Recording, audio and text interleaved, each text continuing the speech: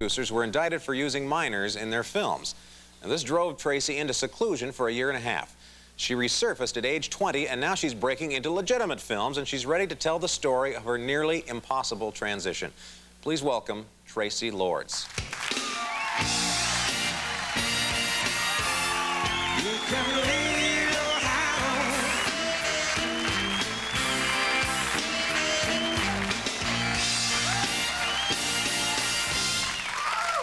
Welcome to the Late Show. Thank you. Very good to see you. Thank you very much for coming on. Now, first of all, congratulations on breaking into the real film business. Thank you. Which I guess, you know, they're both film business, but legitimate film is what it's called. Yeah, that's what they like to call them. That's what I guess what they like to call them. Now, I know this is a sensitive issue to talk about, but I was wondering, can we go back to when you're 14 years old? Ordinary? Were you an ordinary 8th grader? Yes, I guess I was. Were you a cheerleader, or did you, Not really. I was really, really shy when I was younger. And I was from Ohio, so California was very, very different for me. But I was just really quiet and shy and into myself. Studies? Were you into school much? Yeah, I was a really good student. I was a B. I could make A's when I wanted to work that hard. Did you have a favorite subject? Yeah, Can you remember? English? Yeah. Oh, okay. My mother's an English major, so she made me do it. Oh, she made you do it, okay. But then, now that's, like, say, 13, 14 years old, just a normal freshman, I guess. Yeah. Then at 15 years old, what happened to change your attitude, your outlook on life? Well, I think a lot of things happened. I could sit here all night and try to tell you the reasons for some of the things that I did, and it still wouldn't be enough time to tell you.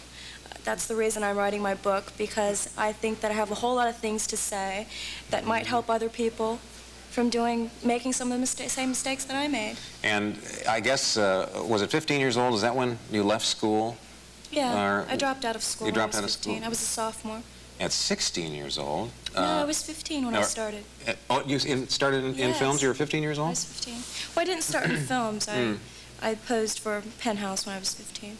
Oh, really? Now that's news to me. I didn't know that. Does Penthouse, is that something that would be typical for them to take a 15-year-old and? Well, I should hope not. See, I would hope not either. Or did you lie on a release form, or did they even check into it? The first day I went into the agency, I told my first little white lie, and then that lie just sort of grew. And it just became something that, you know, it was just too big to go back. I felt like I was trapped in something, and that I would never really be able to turn around and walk away from it. Ooh. And that's how it started. And you just, that must have been a horrible feeling to feel like you were... It was a horrible feeling. And it was a tremendous feeling of relief when it was exposed. I mean, I was horrified and I was afraid, but at the same time I felt relieved. I have never told, at least to my knowledge, I try not to ever lie now about anything, just because it's, you know, it's such a clean feeling not to have to remember your lies. Yeah. Now at 16, 17, I think what people should understand is that Traci Lords was never a hooker. No, I wasn't a hooker. You weren't, which might be the normal avenue for somebody getting into film. You could say that because it's pretty much doing the same thing that a hooker would do. Yeah, but you didn't walk the streets. You were getting paid good money. Well, I wouldn't really call it good money either. I would say that, you know, there was a young girl that at 15 I didn't know. I was really naive and I was really shy. But I got involved with a crowd that I really didn't know too much about for a lot of different reasons: attention, rebellion, you know, just a whole number of, you know, normal teenage things.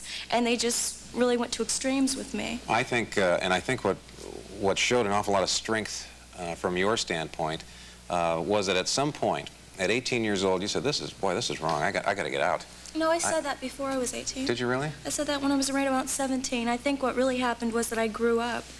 You know, I was 15 and I'm not trying to make excuses for myself. Okay. I don't think that I need to make excuses for myself. What I did, everyone knows about, and really not too much else needs to be said about it.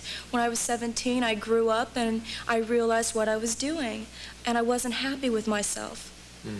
And then, so I wanted to change. I don't think that I think that whenever you're not happy with something, you shouldn't cry about it, you shouldn't whine about it, you should change it. That's so different than, because you know what we hear about people in that business who at a young age just commit suicide, bail out, or that wasn't an option for you. I thought about that. Oh, did you really? Yeah. Because it was so, because the pressure was just so great and these people seemed too big for you, or depression and fear, I think. You know, being that young and feeling like you have no one to go to talk to. You can't go to your parents and tell them what you're feeling. Actually, you could, but when you're in that situation, I didn't think I could. Would have been the best thing I could have done. Did your mom? I felt alone. Did your mom say, "Why didn't you tell me, Traci?" Oh, sure. Afterwards, we've had a lot of discussions about it. You could have come to me. I would have helped you.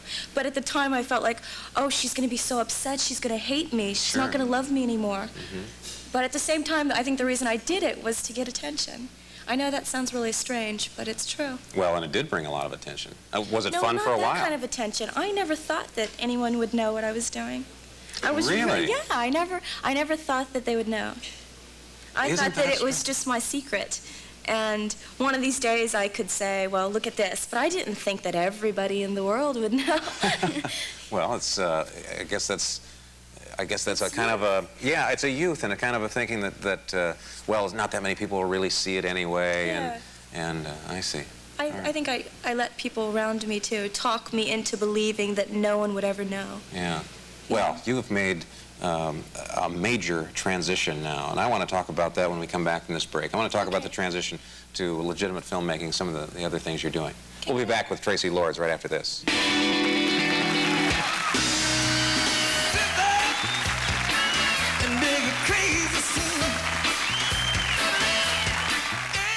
Looking for a barbecue sauce you can really fall for? Welcome back to the Late Show, folks. We're here with Traci Lords.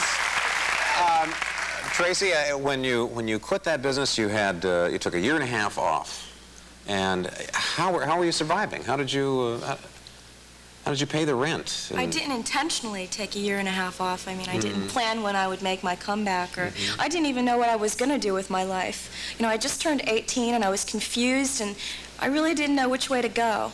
But there were a lot of different things that I was starting to find myself more intrigued by. But in the meantime, like you said, I needed to pay my rent. I knew I could become a waitress or get some kind of job like that. But along the way, I ran into an agent from a fashion modeling agency, and he said, you know, you could be a model. And the first thing I thought was, oh no. Oh, not again. Not one of those guys. Yeah. But it wasn't. He was legit. And he took me in, and he knew who I was, and he accepted me for that. And he said, well, I know who you are, but I think that you should use your real name, and then that way we won't have to deal with the press and so forth. So I became a fashion model, and I supported myself very well that way. I did a cover 2 months ago on Muscle and Fitness, the cover of Muscle and Fitness. I worked a lot with Joe Weider, and I've done LA Gear and just numerous ads. And sometimes people will say, well, we don't want to use her because she's done this. And other times they say, okay, well, we don't want to hear about it. We don't know. In other words. But isn't that a good feeling now to use your real name, to go and do these other things and without the other past haunting you? Yeah. I guess it's good to be a real person. Yeah. As what you were talking about earlier, where now you don't have to lie about anything anymore. Since the laundry's out, now you can get on with business. Yeah, exactly. Tell me about the fitness video that you did. I did a workout video, a Jazzthetics video. Tanya Everett choreographed it. She's on the President's Council of Physical Fitness. And it's a great video because it's no impact at all. It's just all lifting and stretching. Unfortunately, I made it about 9 months ago, and we've had a bit of a problem with it, so it hasn't been released yet. But I'm hoping that everything will be cleared up and it will be released soon. Good. And the movie? There's a movie in the works now, Not of This Earth? Yeah, I filmed it in November. Roger Corman, Conquered New Horizons. And you didn't bear a thing in this movie? I did bear a thing in this movie. Well, now wait a minute. I thought that you did not. I thought it was a.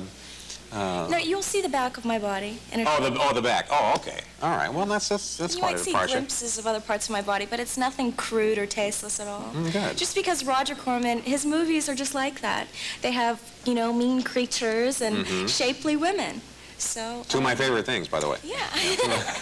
Now, and there's a book. There's a Traci Lords book out. Why did you write the book? There isn't a book out. I thought you were working on it. There is a book that I'm working on, yeah. Oh, okay.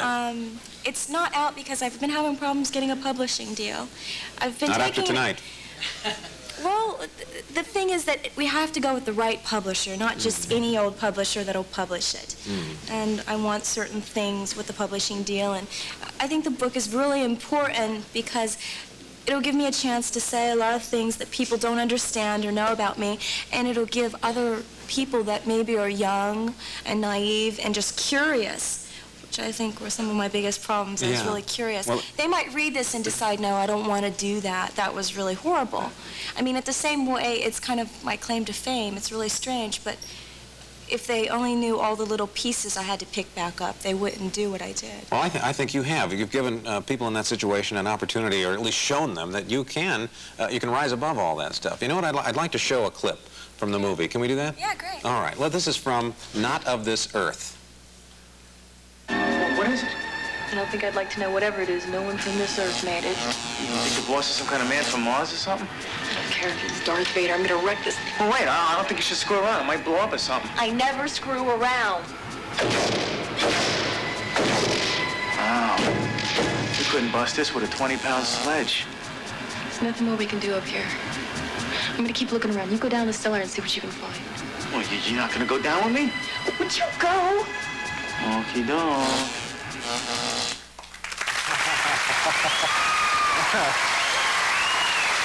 Yes, you're that tough one in that situation, are you? Send that little guy away, and you'll take care of business. Well, Traci, I want to thank you very much for coming on The Late Show and telling us your story. Well, I want to thank you very much for having me. Good. Traci Lords, ladies and gentlemen. Thank you so much. We're going to be back with music from Jerry Harrison after this.